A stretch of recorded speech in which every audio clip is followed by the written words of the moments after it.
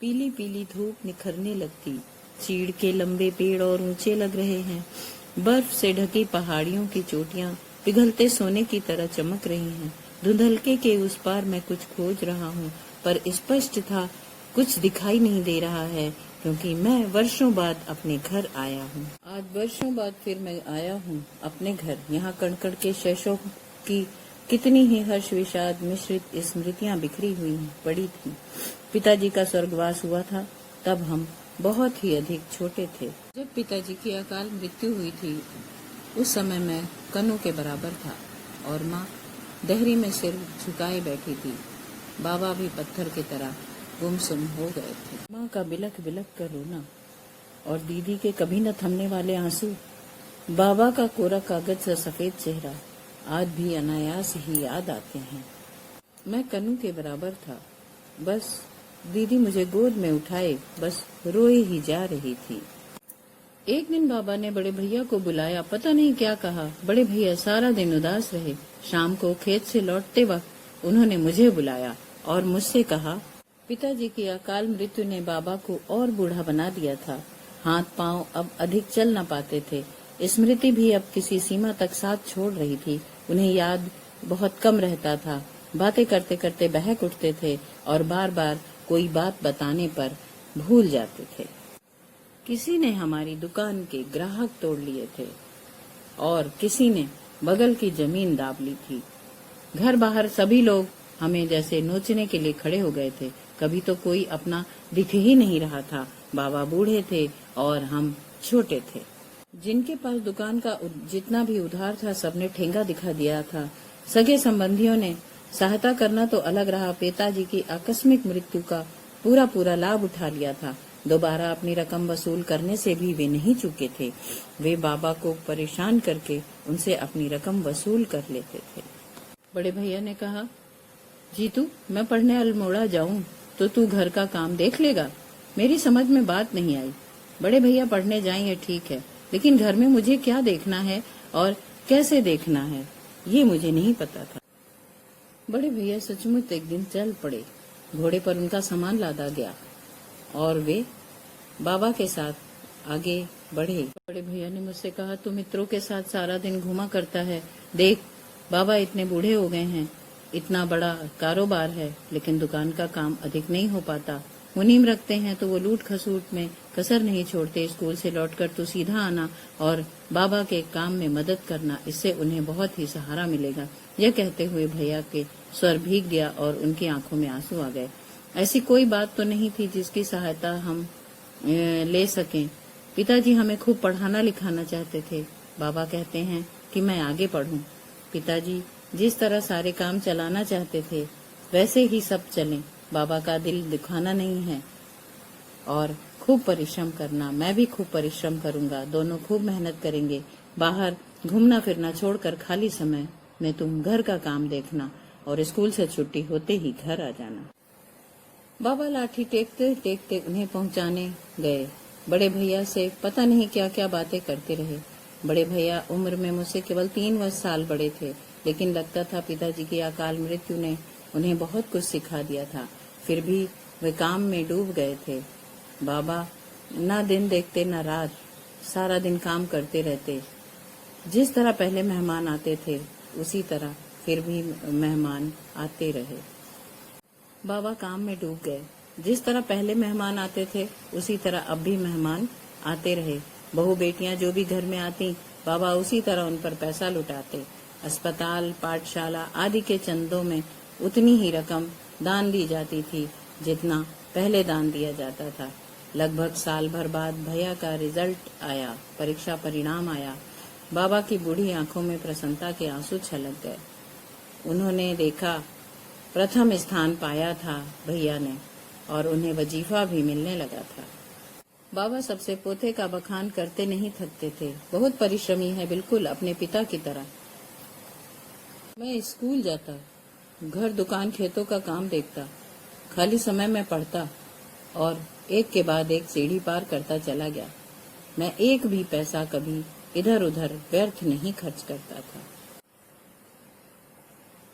पास पड़ोस के लोगों ने बगीचे लगवाने शुरू कर दिए थे। बाबा ने भी फसलों और पौधों को लगाने के लिए गड्ढे खुदवा दिए थे। वे हर किसी को अच्छी फसल की पौध लगाने को कहते। दुकान की छत की मरम्मत करवाई, पुताई करवाई। गौशाला के आगे बड़ा लंबा आंगन बनवा दिया। पास पड़ोस के लोगों ने जब पौधे लगाने शुरू किए तो बाबा के भी मन में आया और उन्होंने भी अच्छी अच्छी पौध लगाने की शुरुआत की। बड़े भैया छुट्टियों में घर आए थे। शायद उन दिनों बाबा ने सेब और नाशपाती के पौधे लगवाए थे। इनके फूलने तक अगर मैं जिंदा ना रहूं तो बच्चे खाएंगे, ऐसा बाबा ने कहा। हमारा नरेन फलों का बड़ा शौकीन था। आंगन के आगे लगे मलाटों की पौध वही लाया था चौबटिया से। अब फलने लगे हैं। इस बार खूब फल आएंगे वृक्षों पर। बड़े भैया फौज में चले गए थे। बड़े भैया की पदोन्नति होने लगी। मैंने भी दिल्ली में नौकरी कर ली। इसी बीच बाबा चल बसे और घर में माँ अकेली रह गई, बिल्कुल अकेली। पिछली बार घर जाने पर मैंने बाबा का धूल से ढका हुआ फोटो साफ करके देवताओं के पास रखा। मैंने माँ से पूछा, तुम अकेली क्यों रहती हो माँ? माँ बोली, तो कहाँ जाऊँ, तपन का कोई भरोसा नहीं। आज तो यहाँ कल वहाँ। तू शादी करता नहीं।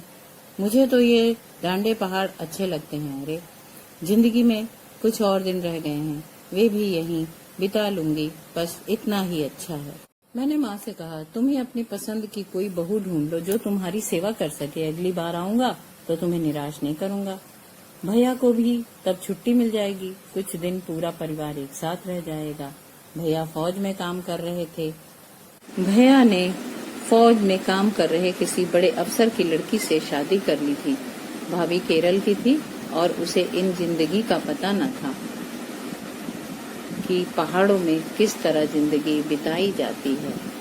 इससे पहले देश की स्थिति बिगड़ने लगी। पाकिस्तान से युद्ध शुरू हो गया। भैया उन दिनों बांग्लादेश के मोर्चे पर थे, जैसूर की तरफ कहीं। युद्ध पर जाने से पहले भैया घर मिलने जरूर आए थे। पर जाने से पहले भैया घर आए हम सभी से मिलने के लिए। भैया सारे दिन मेरे साथ रहे और घर की बाहर की पता नहीं कहाँ की बातें करते रहे। मेरे लिए कुछ कपड़े भी खरीद कर लाए थे। मेरे हाथ की बहुमूल्य घड़ी, अपने हाथ की बहुमूल्य घड़ी उतार कर मुझे दे दी। और वे भाभी और बच्चों से जानबूझकर नहीं मिले। इससे दिल कमजोर हो जाता है। जो होगा देखा जाएगा। मैं रेलवे स्टेशन तक भैया को छोड़ने गया। भैया बहुत देर तक मेरा हाथ थामे रहे। जीतू तू बहुत कमजोर है, अपनी सेहत का ध्यान रख। लौटने पर अब की बार खूब लंबी छुट्टी लेंगे। 2 महीने आराम से घर पर बिताएंगे, बंगला नुमा मकान बनवाएंगे। जब ट्रेन चलने लगी तो मैंने देखा भैया के चेहरे पर एक अजीब सा भाव था। घमासान युद्ध की खबरें आती रहीं और भारतीय सेनाएं मुक्त वाहिनी के साथ निरंतर आगे बढ़ रही थीं। मेरी आंख में नींद पता नहीं कहाँ खो गई थी। भी एक रात तार मिला, लिखा था, मेजर तपन कुमार ढाका के पास ही मोर्चे पर शत्रु से लड़ते लड़ते वीर गति को प्राप्त हो गए। यह वज्रपात असहाय था हम लोगों के लिए, क्योंकि ये सबसे बड़ी दुखद खबर थी और माँ के लिए भी ये पागलों की तरह रोती रहती थी। मैं घर आया और भाभी और बच्चे भी साथ में आ गए। तापसी ने तो अब आने को लिखा था। चैत में लग्न तय किया था। माँ सुबह कर रोने लगी थी। मैंने कहा, माँ तुम्हें बहू चाहिए थी ना साथ में रहने के लिए। लो अब भाभी आ गई है। ये छोटे छोटे बच्चे भी हैं, इनकी परवरिश तुम्हें करनी है। भैया चल बसे तो क्या हुआ, हम तो है ना। माँ चुप हो गई और फिर कभी उसने आने वाली चांद सी बहू का जिक्र नहीं किया। धूप में चमकता हुआ चेहरा भैया का मुझे बार बार याद आता था। में चमकता हुआ हरा भरा बगीचा मेरे सामने है। वे पेड़ अब बहुत बड़े हो गए हैं जो बाबा ने लगवाए थे 3-4 साल पहले। भैया छुट्टियों में घर आए थे। कुछ पेड़ भैया भी लगवा गए थे। वे भी अब मेरे बराबर और ऊंचे होने वाले हैं। कुछ गड्ढे चमक रहे हैं, दिखाई पड़ रहे हैं, जो अम्मा ने इन जाड़ों में खुदवाए थे। अब उनमें मुझे पौधे रोपने हैं और जो कार्य भैया छोड़ गए थे उसे मुझे पूरा करना है। धन्यवाद। कुछ गड्ढे दूरी पर और चमक रहे थे जिन्हें माँ ने खुदवाया था। अब उनमें पौधे मुझे लगाने हैं।